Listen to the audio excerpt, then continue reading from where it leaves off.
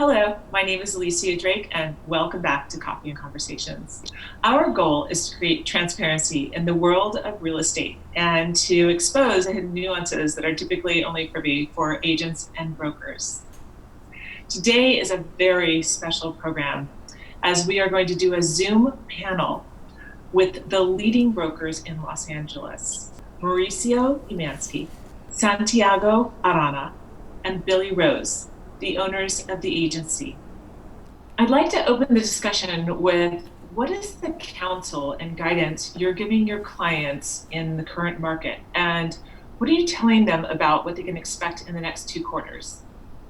Well, I think we need to define as clients, 2 kinds of clients, right? We have the buyers and we have the sellers.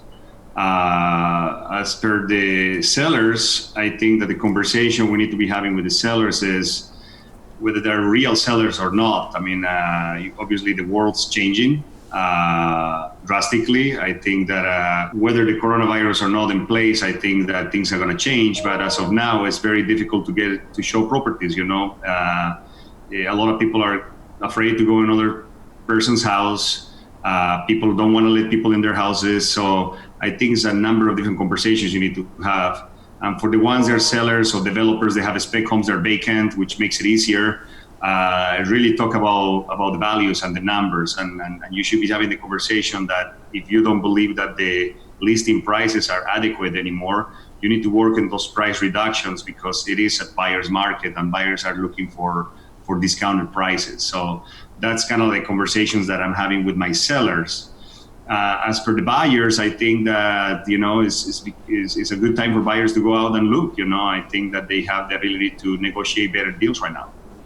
I'd agree with that. I think that we're going to see a couple different tales. As Santiago mentioned, buyers today, I think, will be a little bit more opportunistic. I think there will be those properties that are, more generational, that are more special, that may command premium prices, notwithstanding the place in the world and the market in which we currently sit. I think that there's going to be a lot of pent-up demand once we move out of the Corona era, and there will be, there's a lot of buyers who, were ready to buy and have been put off and have the financial wherewithal to keep moving forward. And so that's going to really drive that segment of the market. But I think there's going to be a number of buyers that are going to be, either driven out of the market because they no longer have the wealth that they felt they had. Or they'll be looking in, different, product classes or price points. So I think there's going to be a lot of change in that regard, and sellers need to be realistic now and then. I mean, we've all encountered sellers who believe that they have, the special house that is rightly compared to that outlier comp. Their view is better, their cabinetry is better, their layout is, everything's better. And therefore they should get that outlier number. But this is going to be, those sellers who are chasing the market down, they need to find their point of momentum, their point of equilibrium, and really, stake their claim and try to sell the property. And if the buyer is making a good offer and they're, they can't quibble over things at this time. I would agree with that. I would agree that you need to tell them the truth and trust that they'll make the best decision that works for them. I was going to add one more thing to that. I think there's going to be an increase in inventory, particularly in special and generational properties, because I think there's going to be a number of landowners, properties owners who will need to sell. They may not have wanted to sell, but they may be in a position now where they need to sell. And that's going to open up some great opportunities for buyers. And I think one of the most important things that we need to do as agents right now is really communicate with our client, both buyers and sellers. I think communication is the key thing right now, is to speak to them as much as possible, as much as they require. This is not the time to disappear. On the contrary, this is the time to really appear. And we need to be real. We need to understand what their needs are. I think that it's really important for us to let our sellers know that right now the MLS has stopped the days on market. So certainly having your property on the MLS is not bad. There's a lot of questions right now. The clients are asking whether we should hold, remove, withdraw. And right now, if you can get anything, it'd be great. And so you kind of have a free time right now by being on the market on the MLS without accumulating days on market. So I think that's a great thing to call clients with. I think it's important. From a buyer perspective, I think it's important for buyers to feel like they can write offers. I think that they should feel like they shouldn't be nervous about writing offers. They should, that there may be some opportunities out there in the market. There may not be, but don't be afraid of getting rejected. But by the same token, don't be afraid of trying to make a couple of deals. Yeah, so last week I had an out-of-town buyer that I had previously done some transaction with contact me and say that he wanted to buy something this week in Los Angeles and sent me 5 or 6 listings that he had found online for me to go and look at. So I went and looked at those properties. I did virtual reality tours with him, and he found one that he and his wife really fell in love with. So I submitted an offer that I'm in the middle of negotiating. And it's really exciting because it's kind of given a ground where we can be a little bit more aggressive about our pricing. And will the buyer actually get in it? So I've written the offer that during our timeline, they'll be able to fly out and do a walkthrough during the inspections. And we will all, of course, follow proper protocol with masks. I'm ready for you guys. I thought you were put on the look at the first showing. Plus, it's new construction. So the developer and the agent, they're very aware that my clients are out of town and we're submitting this offer without them seeing it. And they're open to that. They want to move the property. What would your advice be, Billy? Well, I think it's critical that the buyer actually get in the house. I think, look, sellers at this point, for certain properties will be happy to entertain anything, sight unseen or not. I think that if a buyer is going to close sight unseen, there should be something in writing that documents that they've done that you as an agent have recommended that they actually come out and see it, that things don't necessarily appear as they may in the mirror, so to speak. That also, if you're representing a seller, that may come with some risks as well, and that it should be documented that the buyer has been encouraged and is declined to have that opportunity.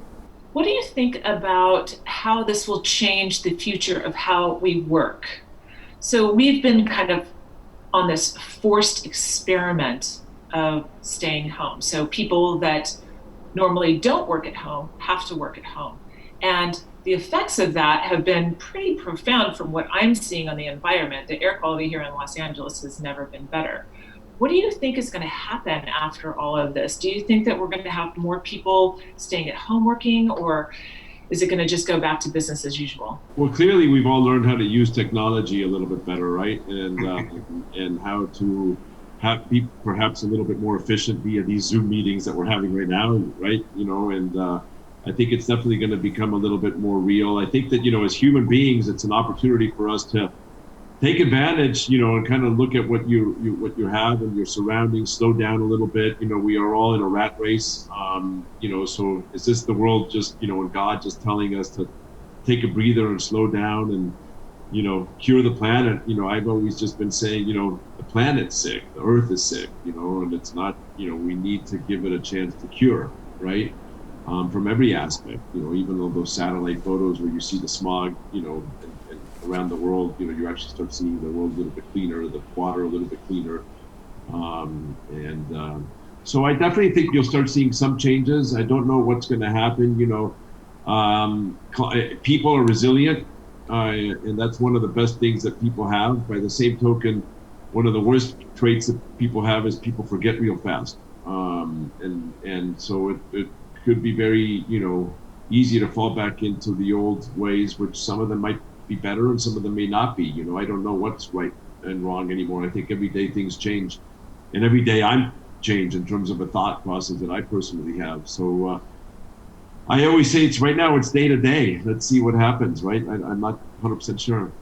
I think what might be interesting also to examine or project is how is the way we're all interacting or not interacting today going to change buyer desires in terms of housing product? Will someone go, gosh, I realize, life's more special and when I'm, with my family, I'm in a smaller space, things are more simple, I have a more pedestrian lifestyle, or are they going to say, gosh, I want a larger estate because that gave me respite during those times I was, sequestered at home and I had my pool and my tennis court or what have you. That's a really good point. Yeah.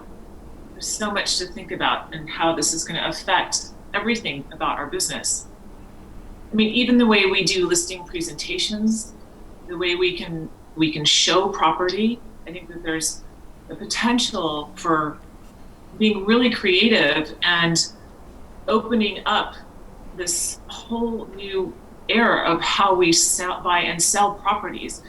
One of my thoughts was, when I'm showing a property now and we're taking buyers into our sellers' homes, they're walking through the house, they're opening cabinets, they're going into closets.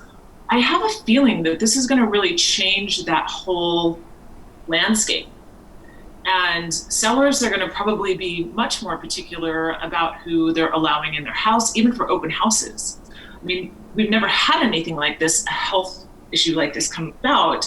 And so I think it's going to just make people a little bit more mindful, and they're going to be asking more of us as agents about these buyers that we're bringing into their house. What are your thoughts around that? What I'm suggesting to people, I mean, they shouldn't be opening cabinets and touching stuff. I mean, the showings that I'm doing on houses are basically mostly vacant spec homes. So when there are people living in there, we ask that please not to touch anything, to wear gloves and masks if possible. We want to make sure that we're protecting our sellers on the health part of it. And just come and look at the house. We open it up, we turn on the lights for you, and when you leave, we'll close and turn everything off. I mean, that's the way how we're giving comfort to the sellers, I think. I think you want to be upfront. You want to make sure that you let that agent and those buyers know that the house will be open and ready for them to look at it, but all possible, please not to touch, turn on anything or anything. Everything will be ready for them just to look at the property. And that's what had their reaction on my sellers. Yeah, I tend to agree with Santiago and with you. I mean, I just think that that's the way that is the way of the future, and certainly the way of today. I just did a virtual showing the other day and did a FaceTime showing and writing a couple of offers. And, I have a client right now wanting to, get a great deal, and he's doing some FaceTime showings. But it'll be very interesting. And it'll also be very interesting to see how we come out of this thing, right? I mean, is this something that we're going to find the cure, and we're literally going to be back to normal, and we won't see another virus like this for another 100 years? I don't know. I don't know. But nobody does. Nobody does. But it's definitely going to change the way we do business, the way we have our outlook in life, and there's no question it's going to change that. So what are your thoughts around the economy and what's happening right now?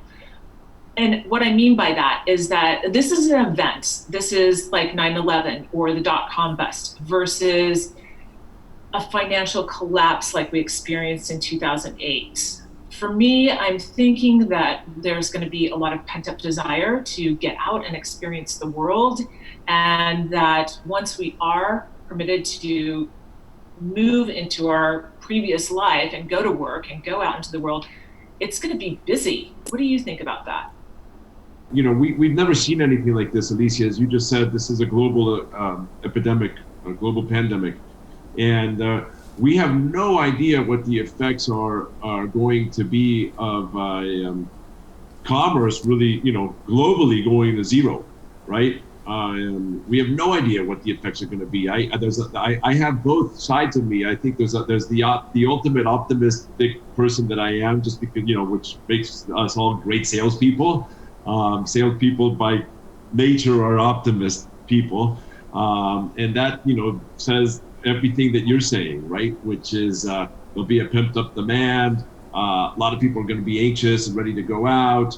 A lot of people sitting on the sidelines. We're going to still need to transact. We're going to, I can't wait to go to my favorite restaurant. I can't wait to see my friends. I know my kids can't wait to see their friends. I mean, they're going stir bananas in the house right now. But and I can't wait to get on an airplane and go to Italy, my favorite place in the world. I'm turning 50 this year in the summer, and I certainly hope that I can enjoy it and do something and enjoy it with my friends and do something with my friends, right? And by the same token, the pessimistic side of me says, well, I'm reading all these articles and I'm saying, holy shit, like we're going to have 35% unemployment. We have stopped commerce. People are going to stop paying rents. There's going to be some, on the commercial side, some real good opportunities. On the residential side, which is where we're all at, there could be even less supply and that could actually cause a rise in prices. There's a part of me that thinks that, not so much inflationary, but a lot of people may just be, say, I'm really comfortable in my house. I'm going to just stay here. Like, I don't need to be moving. I don't need to be going on this rat race. I don't need to be moving like crazy. And so therefore supply might even drop. And if supply does drop, then you're going to see, it goes back to the supply and demand curve, which you'll see an increase in pricing. Affordability is there from the perspective of, the stimulus packages that the government is putting out there. The interest rates are at the lowest we've ever seen them from a federal rate. I don't think that the banks have really taken them into effect in terms of the mortgages yet. I think the banks will. I think they will have to. The banks are still, they're still don't know how to lend, and they don't know what they're going to look like, and they don't know what kind of margin calls they're going to have themselves with the Fed, or what calls, anything's going to happen. So there's still an uncertainty there, which is why we haven't seen, although we've seen mortgage rates drop, we haven't seen them drop to where they should be based on the level that the Fed is charging the banks. So, affordability from that perspective is going to be amazing. And it could, I am a man of two faces on this particular one. I could see it both ways. And what I do know is that we will, as real estate agents, we will continue to transact.